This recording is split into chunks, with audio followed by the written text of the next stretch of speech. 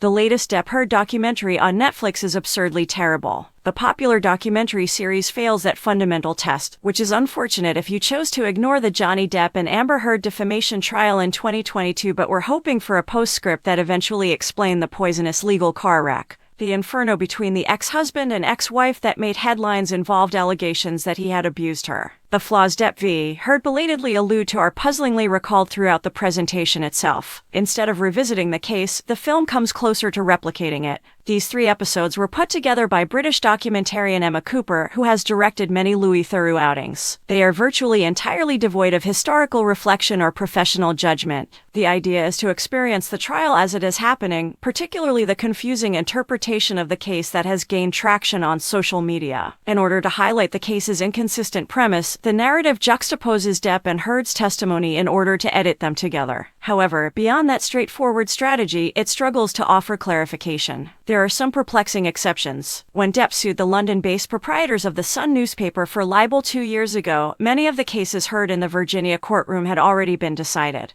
A London court found that the majority of the allegations that Depp had physically abused Heard were substantially true during the trial. However, in Depp v. Heard, the participants may be seen, and even when multiple jurisdictions are taken into consideration, this seems relevant. It appears that Cooper and her editors sought the story's simplicity. The narrative shifts from the testimony to the raging internet debate surrounding the case. A pro-Depp hashtag on TikTok garnered 20 billion views. The documentary enhances its coverage once more, reinvigorating the criticism and insults by showcasing the ridiculous, frequently biased commentators who were almost exclusively pro-Depp. One is regularly seen wearing a Deadpool face mask. Cooper makes an effort to counteract this with warning text displays concerning Heard's testimony, but the absence of context is striking. With footage from The Rum Diary, the 2011 movie where the two met and fell in love, Heard is frequently presented as the stereotypical Hollywood starlet. There is a shallowness on offer here that plays to the cheap seats. Depp v. Heard is a modern effort touching on the #MeToo movement and misogyny and should be better. Netflix's real crime films have frequently been little more than bloody historical recaps. The story only admits rumors that the online torrent was created using bot campaigns with 12 minutes to go. This documentary's turning point ought to be something so crucial rather than its climax.